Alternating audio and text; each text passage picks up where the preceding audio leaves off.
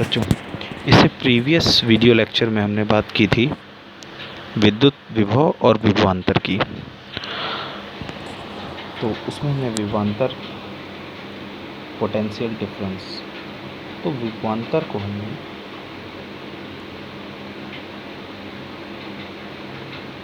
विभवांतर क्या था, हमने कहा कि विद्युत परिपथ के भीतर एक बिंदु से दूसरे बिंदु तक एक कूलाम आवेश, एकांक आवेश को प्रवाहित करने में जितना कार्य किया जाता है उसे उन दोनों बिंदुओं के बीच का विभवांतर कहते हैं।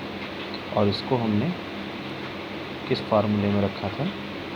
कृत कार्य बटे आवेश। ठीक, विभवांतर को ही पीडी यानी पोटेंशियल डिफरेंस या वोल्टेज भी कहते हैं, इसका दूसरा नाम वोल्टेज। ठीक, इसको V से रिप्रेजेंट करते हैं, W/Q। SI पद्धति में इसका मात्रक क्या होता है? तो PD यानी विभवांतर का मात्रक, तो इसका मात्रक क्या होता है? SI पद्धति में हमने जाना था वोल्ट। ठीक, आपको घुमाने के लिए ऐसे भी पूछ सकता है।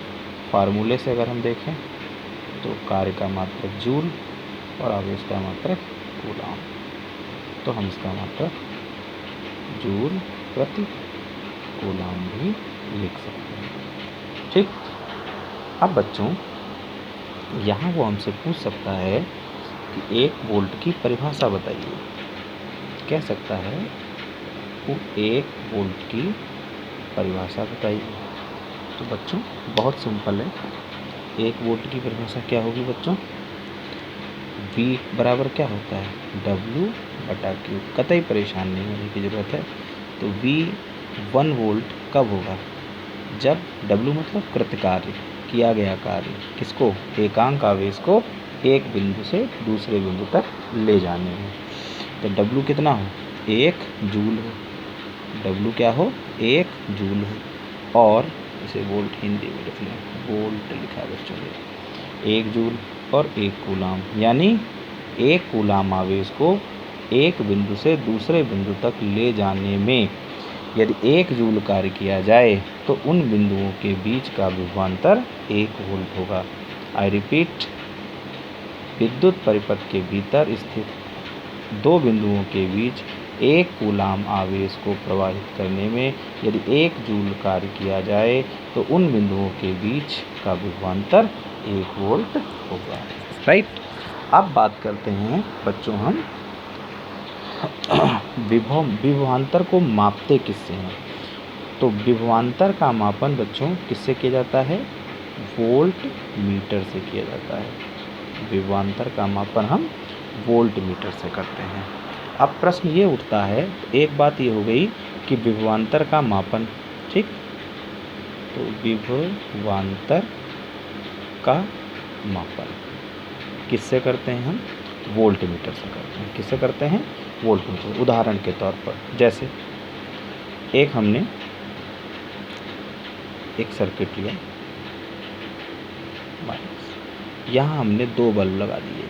ठीक है, ये बल्ब को सर्किट में कुछ इस तरीके के निशान से दिखाते हैं। ठीक, तो अगर हमें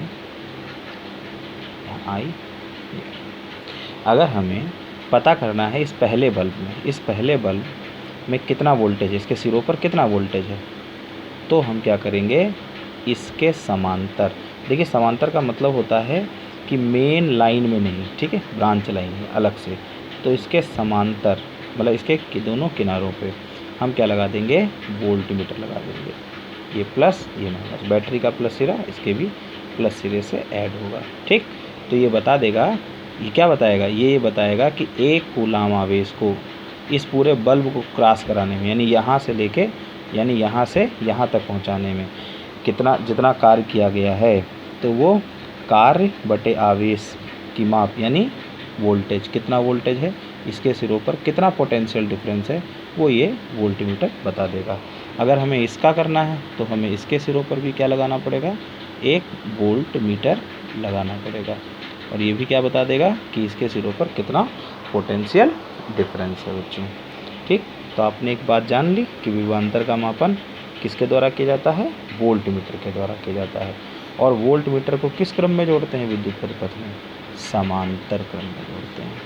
किस क्रम में जोड़ते हैं बच्चों, समांतर क्रम में जोड़ते हैं। समांतर क्रम का मतलब क्या होता है, अभी एक बार बताया, फिर से बता दें। देखिए ये बैटरी है प्लस, ये माइनस उसका टर्मिनल।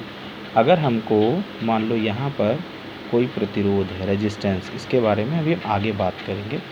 जैसे बल्ब है तो इसका भी एक रेजिस्टेंस होगा, ये इसका भी रेजिस्टेंस होगा, ये मान लो एक रेजिस्टेंस है।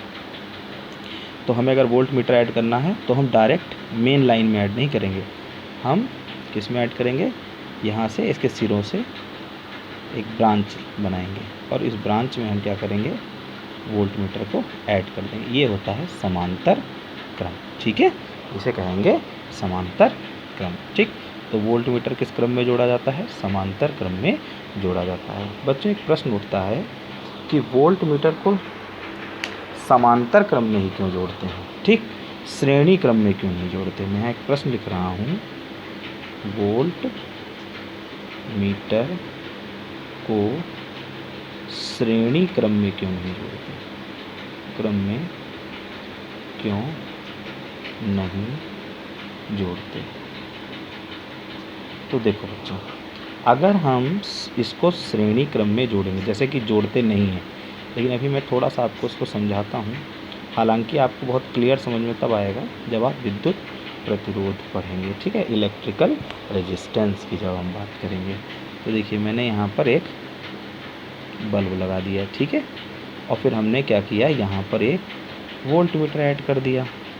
तो जब हम वोल्ट मीटर ऐड करेंगे तो देखिए सुनिए क्या रीज़न होता है कि हम इसको श्रेणी क्रम में नहीं जोड़ते। नंबर एक, उच्च प्रतिरोध, किसका, उच्च प्रतिरोध।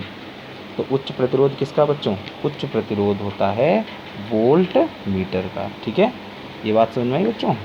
उच्च प्रतिरोध किसका, उच्च प्रतिरोध किसका, उच्च प्रतिरोध वोल्ट मीटर का, वोल्ट मीटर।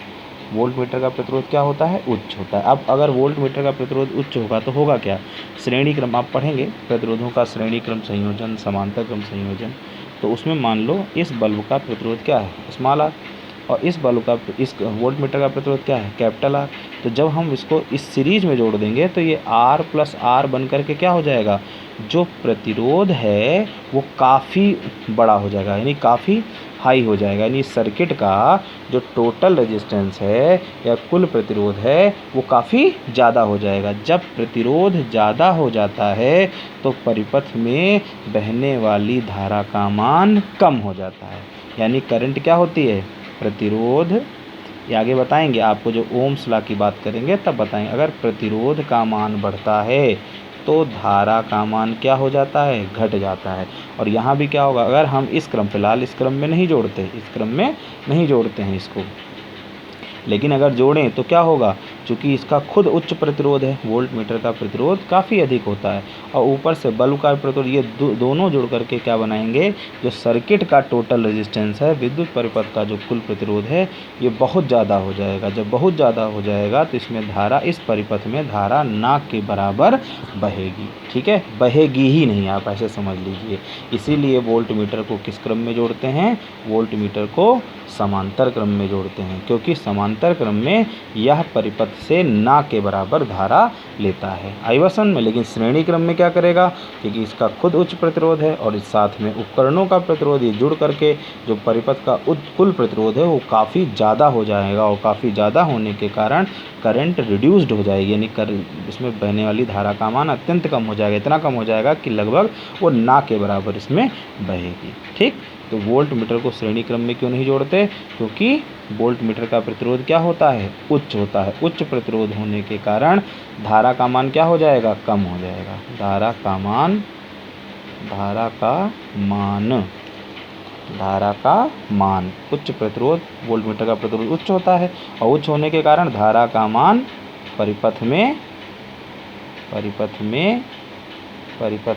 अत्यंत कम हो जाएगा, अत्यंत कम हो जाएगा, ठीक है। तो दो चीज़ें आपने यहाँ जानी, एक वोल्ट की परिभाषा ठीक है। दूसरा आपने क्या जाना कि विभवांतर का मापन किस उपकरण के द्वारा करते हैं और उसको किस क्रम में जोड़ते हैं। तो विभवांतर का मापन वोल्टमीटर से करते हैं, उसको समांतर क्रम में जोड़ते हैं। अब समांतर क्रम में ही क्यों जोड़ते हैं, श्रेणी क्रम में क्यों नहीं जोड़ते, इस पर भी हम लोगों ने बात कर ली है। ठीक है।